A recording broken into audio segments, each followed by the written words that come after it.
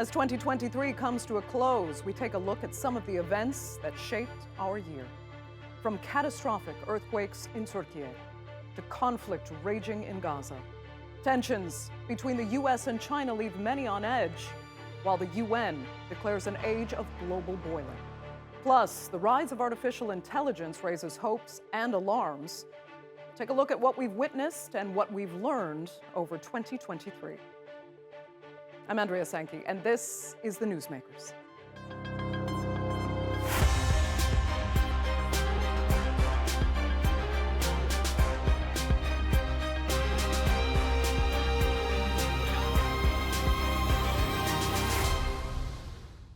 When Hamas attacked Israel on October 7th, there was no question that the Netanyahu government would retaliate with a vengeance. Israel would claim its right to self-defense, but with more than 20,000 Palestinians dead, 8,000 of them children, much of the world has called the retaliation a genocide. In the days after October 7th, I asked Mustafa Barghouti, Secretary General of the Palestinian National Initiative, his feelings toward what happened that day and whether the attack was justified. Well, what is not justified is to claim that Israel has the right to defend itself, but Palestinians are not allowed to defend themselves. Israel has attacked Gaza already 5 times, 5 wars on Gaza that took the lives of thousands of Palestinians. And Palestinians gave the world the peace agreement.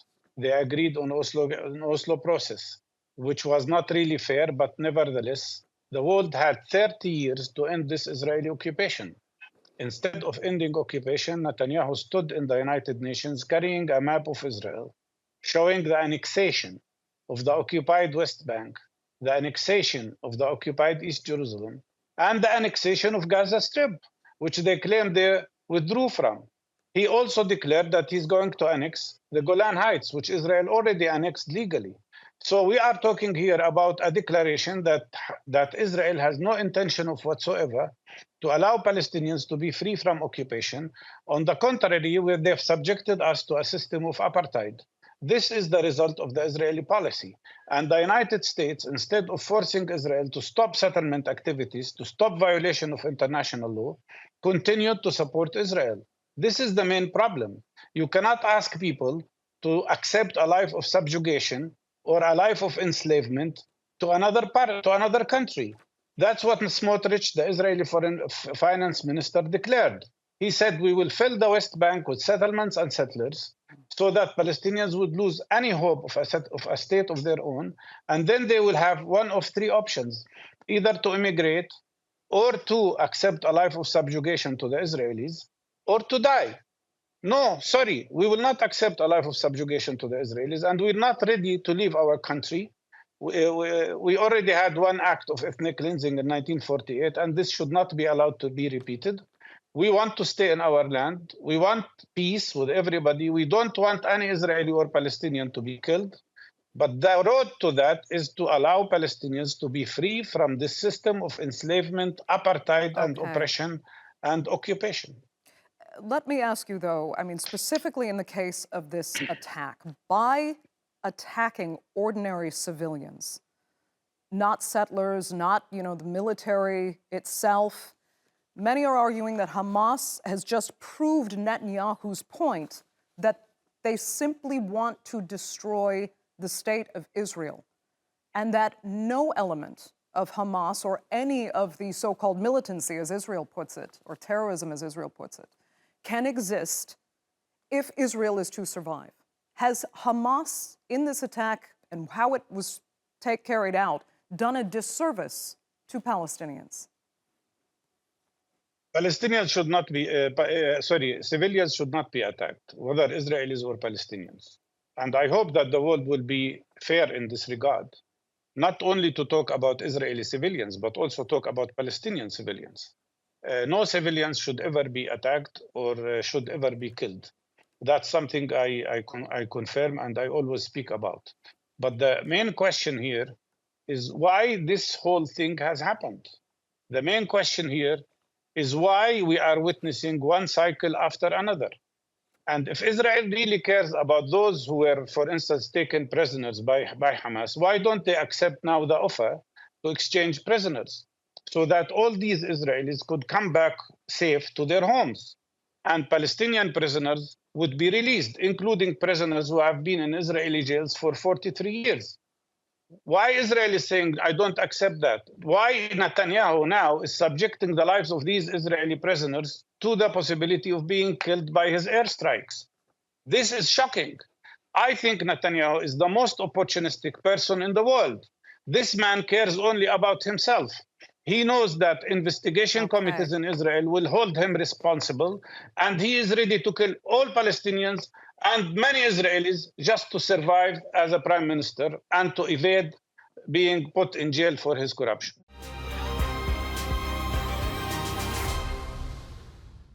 July 2023 was the hottest month ever on record, with heat waves and wildfires racing across the northern hemisphere. U.S. President Joe Biden described the temperatures as an existential threat, while UN Chief Antonio Guterres said we shouldn't be surprised. Scientists had predicted this and warned repeatedly about what was to come. Across the world, people are dying from extreme weather, and governments are asking how they'll manage going forward. Here's a look at some of 2023's most shocking climate extremes. For vast parts of North America, Asia, Africa, and Europe, it's a cruel summer. For the entire planet, it is a disaster.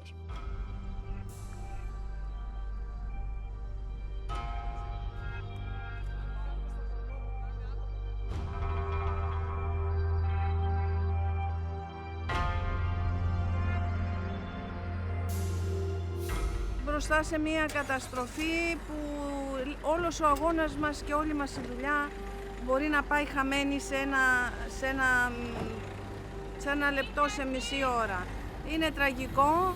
This destroy all the islands, burn all the island. It doesn't stop. This is the bad thing. It doesn't stop. There is no end in this tragedy. No end.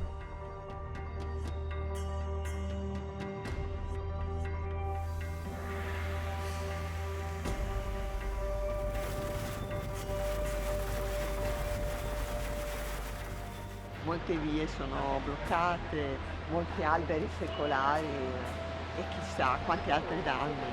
Un vero peccato. Stiamo vivendo un momento difficile.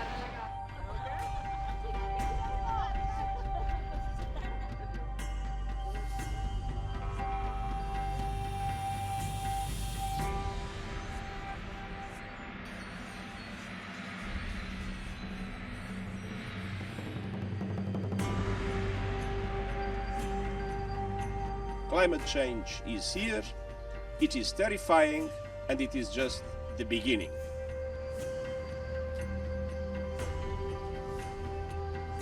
It's pretty clear, it's unequivocal that human-induced climate change is influencing heatwave events in terms of intensity and the frequency of occurrence.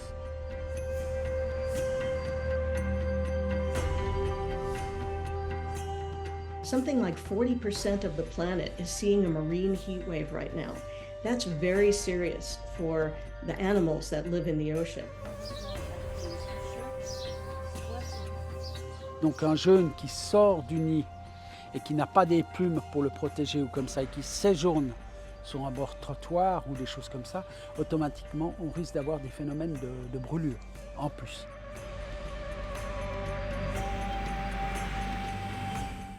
Now, in June, the UN Refugee Agency released its annual report, and the numbers were alarming.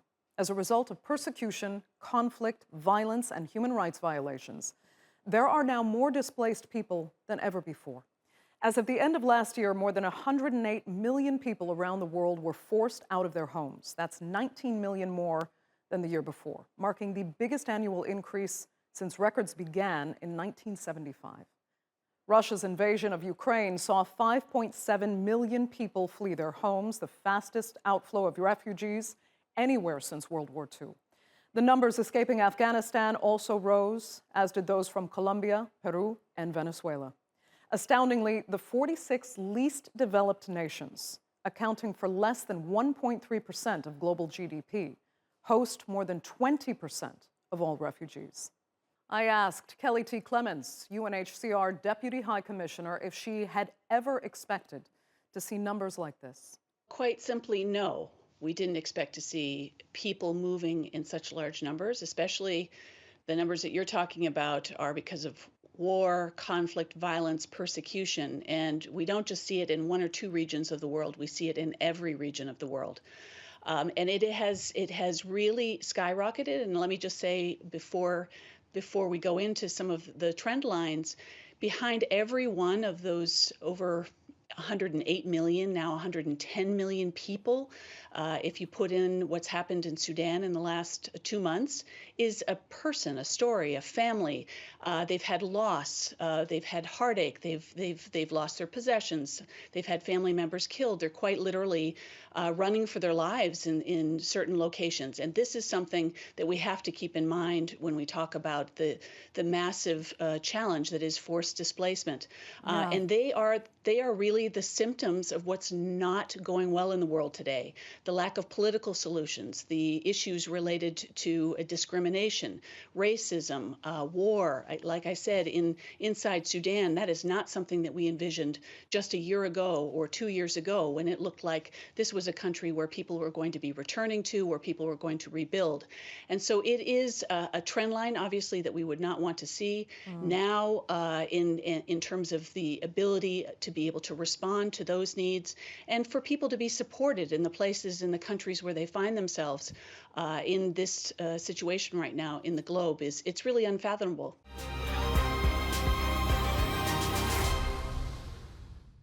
The brutal war in Ethiopia's Tigray region garnered global attention a few years ago as government troops, with help from certain independent militia, fought Tigrayan rebels known as the TPLF. One of the groups working alongside those national forces was Hamara's Fano militia. But in August, just a few months after tensions finally subsided in Tigray, Amaran forces turned on their previous allies, violently rejecting Prime Minister Abiy Ahmed's attempt to integrate state militia into national forces. Here's a look first at the buildup to Ethiopia's Amara conflict. In 2018, Abiy Ahmed became the third Prime Minister of Ethiopia. His predecessor had stepped down after prolonged anti-government protests. The young leader was celebrated both at home and abroad for making economic reforms, releasing political prisoners, and lifting restrictions on media. Just months into his term, Abiy signed a peace deal with Eritrea, ending 2 decades of hostilities. Then made peace with the Oromo Liberation Front, ending its decades-long fight for self-determination. A year later, an attempted coup by a rogue state militia against the Amhara regional government killed dozens, including the region's president. And in October, Abiy's peace efforts with Eritrea earned him a Nobel Peace Prize, cementing his global reputation. In June 2020, the assassination of ethnic Oromo singer Hachalu Hundisa sparked protests, which were seen as a reaction to the ethnic group's exclusion from political power. And in November, simmering tension between Tigray's regional administration and the federal government escalated into a full-blown conflict. Abiy ordered a military offensive, accusing the regional forces of attacking a federal army base. Clashes between the country's 2 largest ethnic groups, Oromo and Amhara, killed hundreds in April. And over a year later, gunmen in Oromia killed more than 330 civilians in one of Ethiopia's deadliest attacks in recent memory. Locals said the victims were ethnic Amharas, while the government claimed people from different ethnic groups were among them. In November 2022, the Tigray People's Liberation Front signed a peace deal with the federal government. Both parties agreed to cease hostilities, ending a 2-year conflict that killed thousands, displaced millions, and led to one of the world's worst humanitarian crises. Months later, the government ordered the integration of all regional forces into the Central Army or police. The decision triggered violent protests in Amhara. Protesters feared such a move would make them vulnerable to attacks from neighboring regions. And that unrest turned into fierce fighting in August. The military and the local Fano militias have clashed in Amhara. The parliament declared a state of emergency in the region to prevent what they say was an attempt to topple the federal government. The illegal militancy in the Amhara National Regional Government is causing humanitarian and material damage. For instance, the killing and suffering of innocent citizens. In general, it has caused a threat to the safety of residents of the region. Now, the Amhara conflict added yet another layer of complexity to years of tribal tension across Ethiopia, where various ethnic groups are accusing the government and other state militia of genocide. I asked Gebre Christos, Gebre Salesi, founder of Gat Media, if Ethiopia can really find peace with so many tragic grievances claimed on all sides. It can't. I mean, Ethiopia is simply not a country. That's what people don't understand. Ethiopia is an empire that has always, that has groups that have aligned with each other, always to attack others. What we see now, these two colleagues of you, a couple of months ago, they were colleagues, Now they are, they represent criminal organizations, FANO, and the genocidal Abiy regime that were like, committing genocide. And they have been rewarded for the genocide in Tigray. There is no justice there. And where there is no justice, it breeds injustice somewhere else. So again, like this will happen in Amhara. It will move to other regions again, because as people find ways to ally, against former enemies. So no, there isn't, The problem is that, these people now that they are talking here, both of them actually, they were just a couple of months ago, very tight allies. They had a coalition called Oromara, that means the Amhara Oromo Alliance, that basically means against the Grams. And now there is the Eritrean, even a foreign country, that's aligned with the FANO. It's not really quite official, but the key reason here is, they are holding Western Tigray, the Amhara FANO, that have always claims of land of neighboring regions. So they have occupied Tigray, they occupy in other Oromia, in Benishangul Gumuz. And so they are always like, expanding. They have always this tendency to expand, occupy other areas, and then claim them as theirs.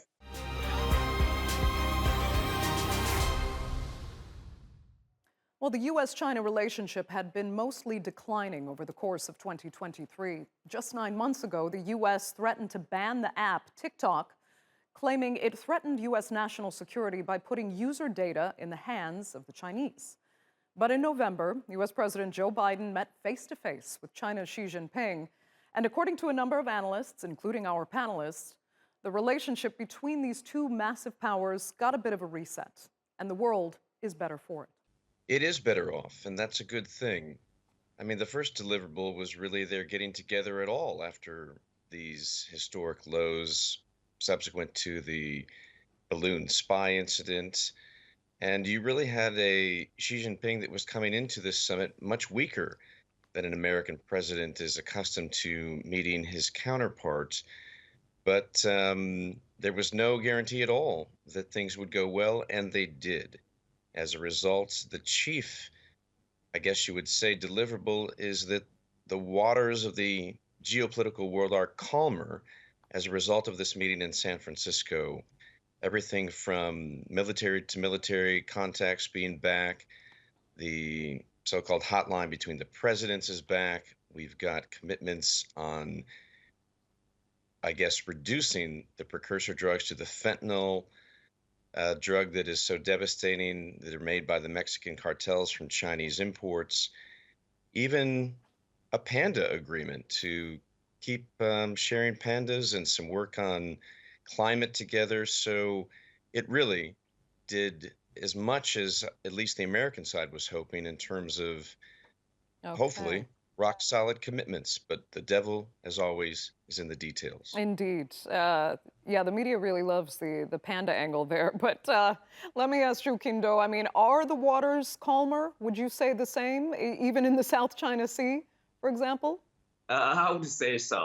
And Avia, you mentioned, we say the world will feel is better off. I think that's a very good point. I think both leaders they sensed this responsibility on their shoulders, that their relationship is not only about the two countries, it is about the peace and stability throughout the world.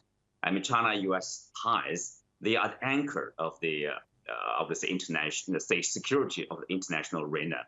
So if they don't have a good relationship, we can see there will be a lot of problems, many more problems than we have now. And so it's good to see that they are talking to each other, and we do see there are deliverables. Yes, they are. Let's say they are just touching the surface. Probably, people-to-people exchange.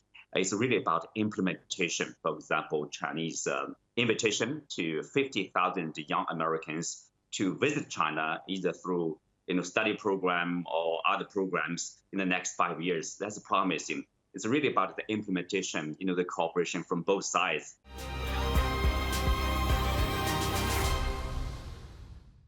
Well, this year, Turkey was struck by the disaster of the century.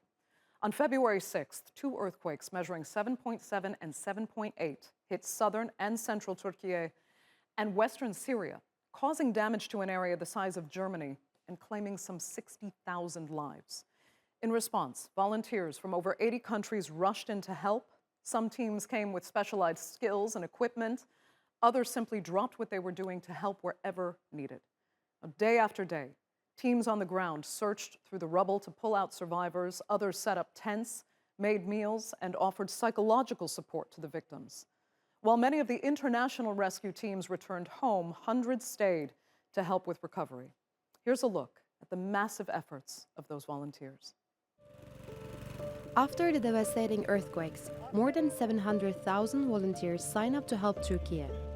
These Turkish and international rescuers got to work in 11 provinces, and their deeds were at times rewarded. The Hungarian team saved an 18-month-old baby in Hatay, which even moved the rescuers to tears. Hungary's Turkey ambassador Viktor Matisz says the total is among more than 20 people rescued by his countrymen and women. Volunteer Turkish miners also brought their skills to the area. They ended up pulling more than 400 people from the rubble with methods used in coal mines. Meanwhile, the Chinese team was active across the hardest-hit provinces, including Adıyaman, Kahramanmaraş, and Malatya, and rescued 6 people using precise planning. We immediately rushed to the local provincial emergency management organization to collect the task. Our time is precious. In a word, our mission is to save people, find possible survivors, successfully get them out of debris, and safely transfer them to a local medical institute. And it's hard work. The rescuers stress patience is key at situations like this, and that they have witnessed plenty of it from survivors on the ground zero. We know this is going to take quite a long time to get over, but the resilience that they have shown, the people that we have met and the families we've met, we know that they will get through this. We know that they are strong enough. For some volunteers, the rescue missions also hold a personal meaning.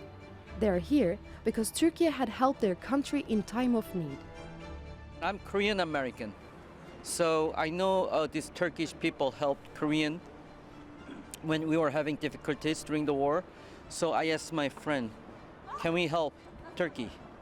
I think it's time to pay them back. And as some volunteer groups end their search missions to go home, their help stands as a vital contribution in saving more than 100,000 lives. And finally, we've been hearing about artificial intelligence for decades, but in 2023, its exponential growth shocked even some of its creators.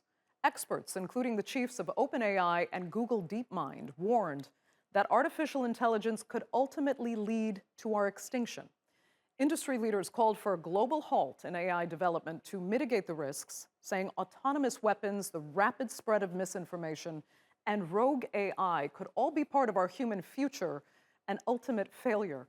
I asked our panelists what they thought about this uncharted territory. Well, I think the first thing to say about the future of AI is that no one really knows, that we're in a period of very rapid change, both in technical capabilities and in the adoption of those technologies. And so I think, for me, this raises concerns that it's impossible to rule out that we may be facing truly existential risks from this technology, and now is the time to tread carefully. Okay, so if no one really knows, why be so alarmist? I mean, it almost gives this feeling of, the boy who cried wolf syndrome here. If we keep raising the alarm to this level and then nothing big happens, maybe people won't be taking the experts so seriously anymore. Well, I think the reason that I nonetheless felt that we should raise concern about the existential risks of AI is that the risks aren't limited to the extinction of our species. AI poses many risks, including the destabilization of geopolitical relationships, to the disruption of our democracies, the propagation of mis and disinformation. And so I think we do need to do something about AI today. And the thing that we do is likely to reduce many of those risks simultaneously if we tackle the core issue, which is the only people who are currently governing the development and usage of this technology are those in a small number of opaque and extremely powerful tech firms. And if we can tackle that core issue, I think we may address many of the risks. And we'll be checking it again with the AI experts in 2024, if we still exist. But that concludes our wrap-up of this year on The Newsmakers. Thanks so much for watching. And don't forget, you can follow us on X, and do be sure to subscribe to our YouTube channel. I'm Andrea Sankey, and we'll see you next year.